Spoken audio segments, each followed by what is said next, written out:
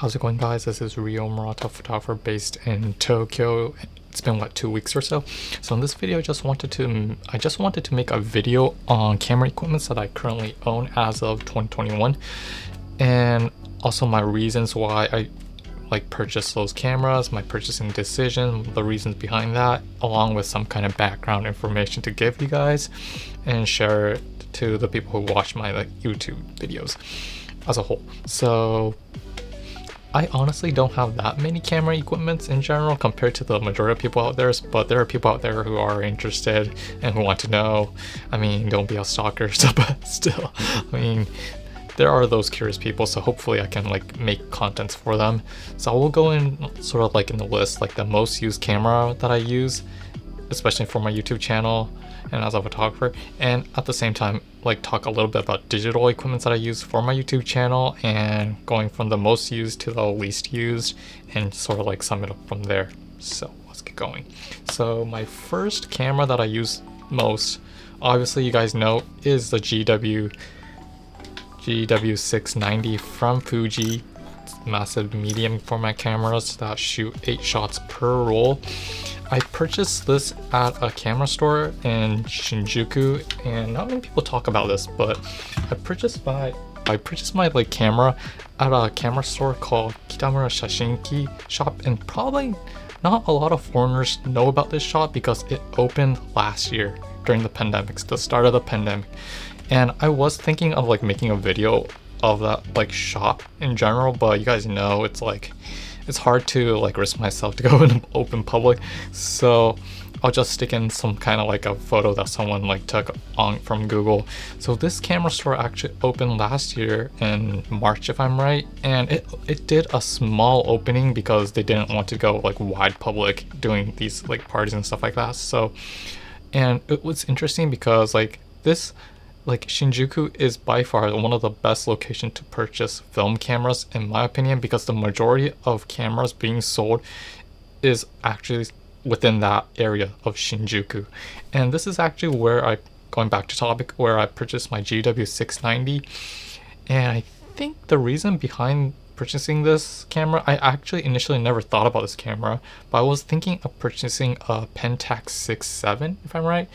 But there were a lot of Pentax 6.7 being sold for roughly $1,000 back then, 1-2 years ago.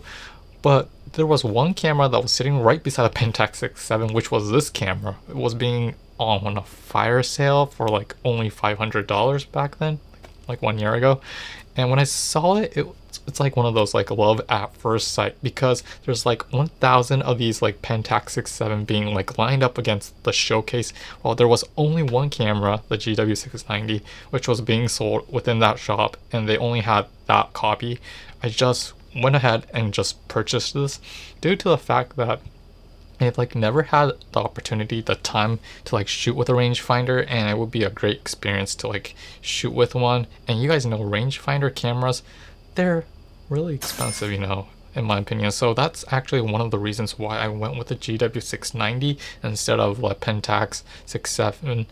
And don't get me wrong, Pentax 6.7 is a great camera, but when I actually you can basically test it out within the store, to see how heavy it is and stuff like that, because I was curious about the weight of the Pentax 6.7, and obviously the GW690 is way lighter in my opinion, and it just went ahead and got the GW690. So that's basically the long story short of this camera. And yeah, I need to sort of talk about that camera store, the Kitamura Shashinki, in my future videos, because it's probably one of the best locations to purchase a film camera in Japan, in my opinion, my biased opinion. My second most used camera would be the Mamiya 645 1000S.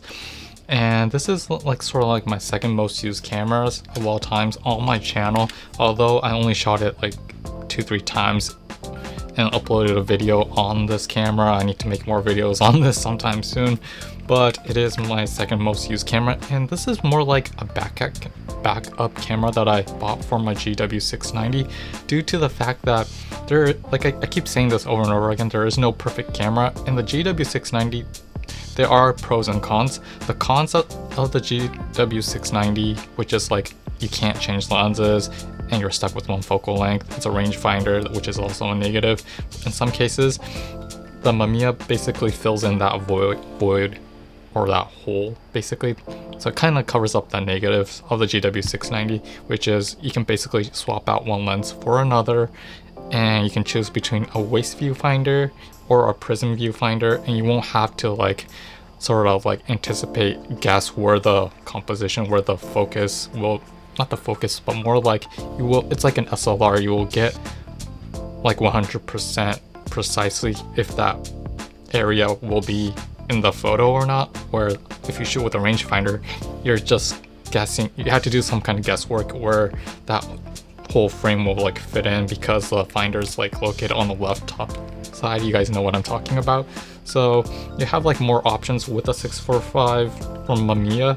And what's interesting, this is basically well regarded as one of the best cameras for people starting out in medium format, and I have to agree with those people out there who say that this is by far one of the best cameras that you can purchase as a beginner, due to the fact that it's not expensive, and there's like so many copies of these like lying around on eBay, along with a lot of like film camera shops.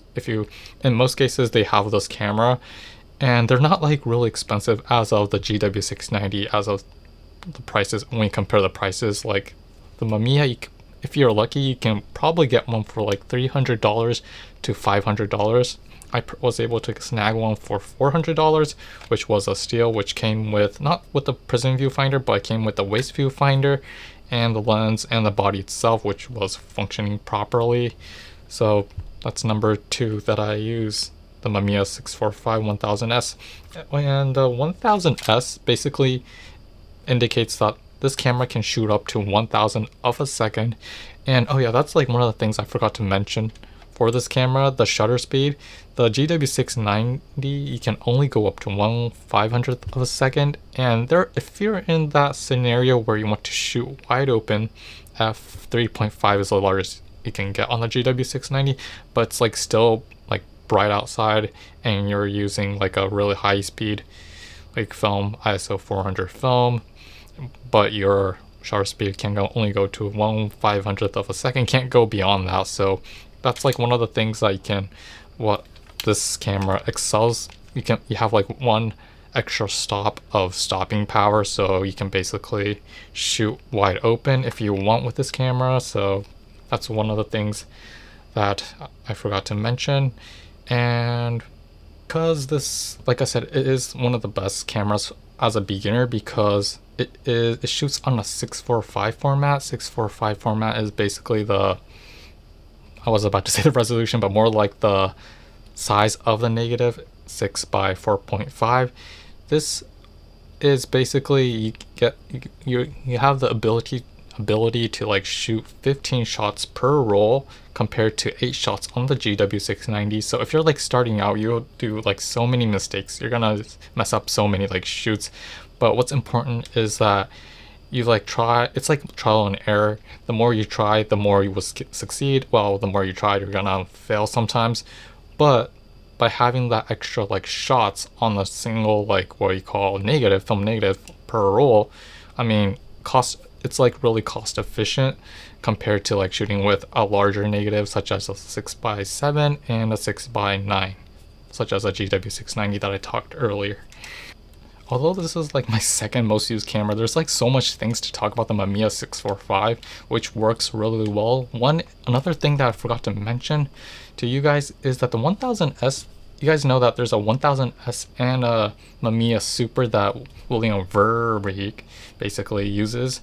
And the main difference is basically one's like made out of like plastic, similar to Mamiya 7, while this one's like sort of like magnesium or some kind of metal alloy. And I forgot to like mention that the backs are completely different.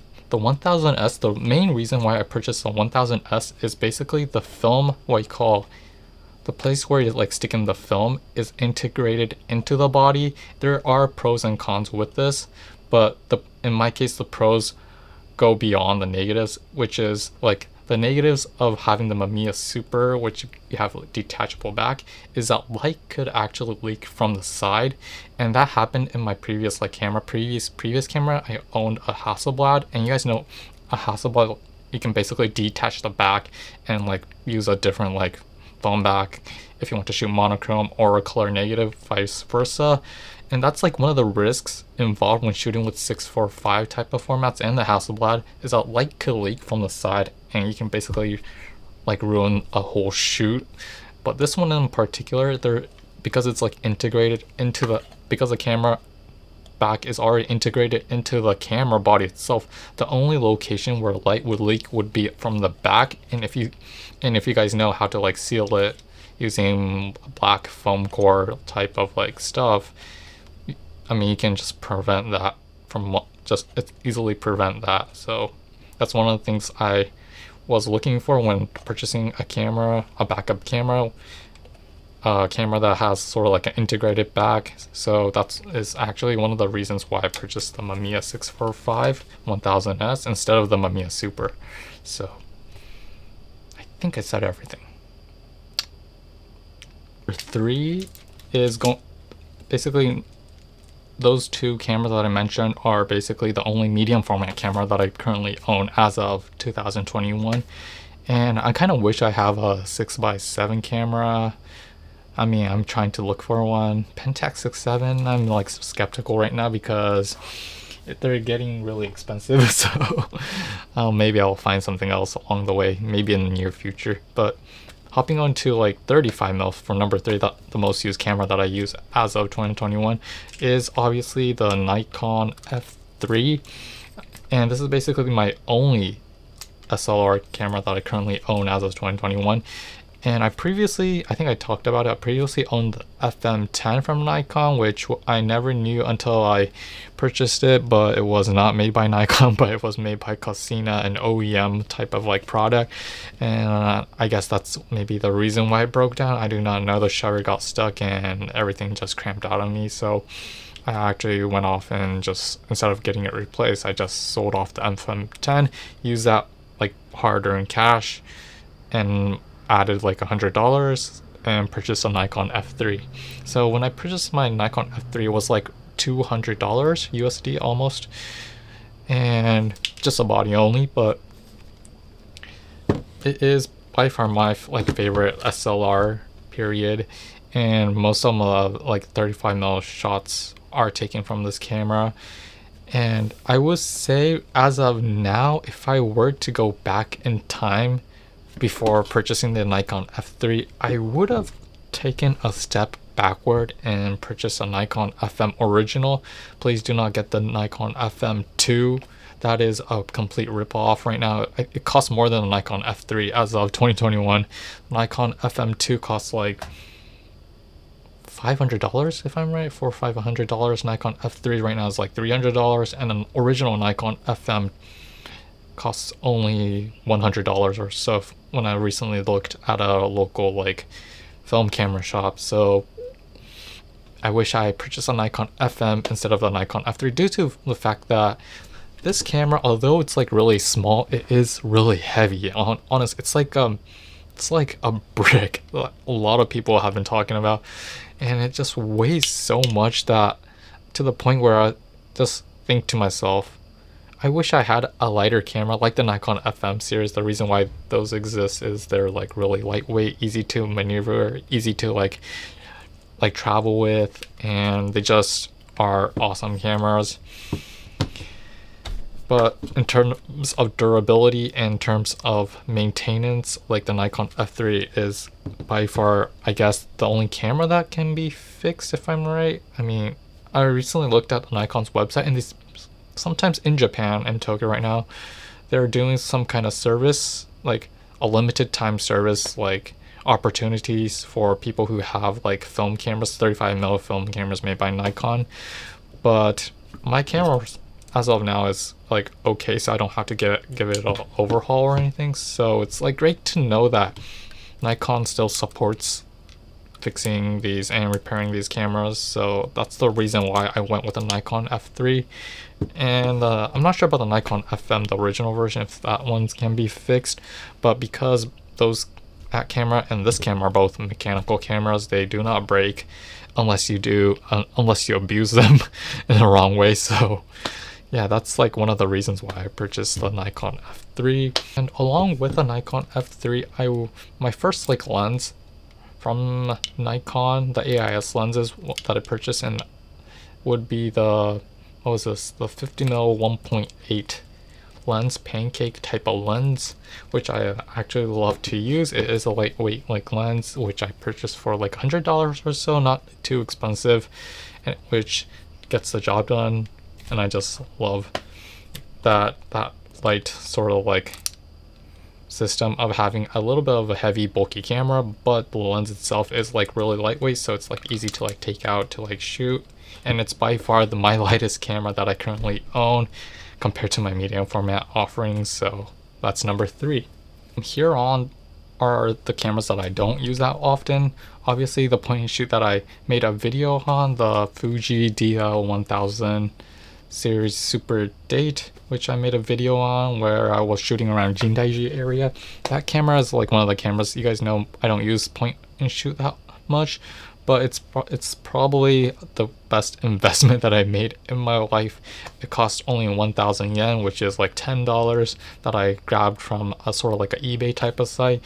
And I think I mentioned it in that video that one of the important like factors to like keep in mind when purchasing a sort of like a point and shoot camera is like what type of battery it uses, because when you think of it on a long span, if it uses a really expensive batteries, for in my case like Fuji cameras, the Fuji's like point and shoot cameras, they come in 2 like options or 2 like flavors, is that the way you say it? Like one version would either come with, you have to use a CR123A battery, or the plan B would be like you had to use a CRP2 battery type of battery, which is freaking expensive, so don't buy a point and shoot that uses that type of battery. And I would highly recommend a camera that uses a CR123A battery, because in most cases that's the only type that you can purchase like a battery for.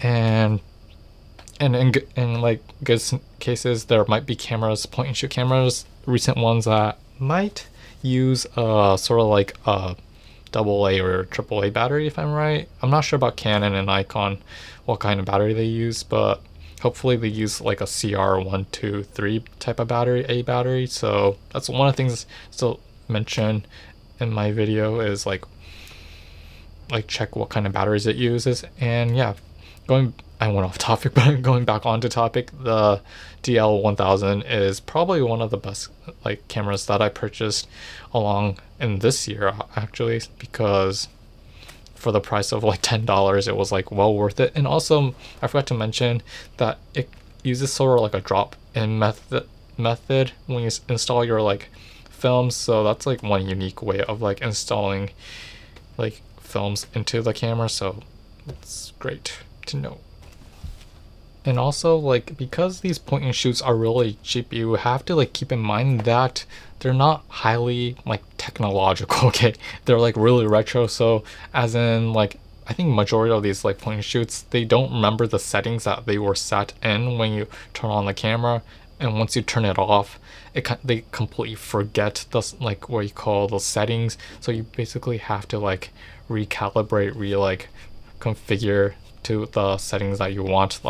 For example, like turning off the flash and stuff like that, the camera completely forgets after you turn it off. So that's one of the things that you have to keep in mind, that it's a little bit hectic, but you'll get used to it when you're using a point and shoot. Okay, so that's basically all my cameras, film cameras that I own as of 2021. It might be a shocker for a lot of people. That's basically what I own, but I have to give my honorable mentions to the Kodak M35, the gray limited Japanese edition.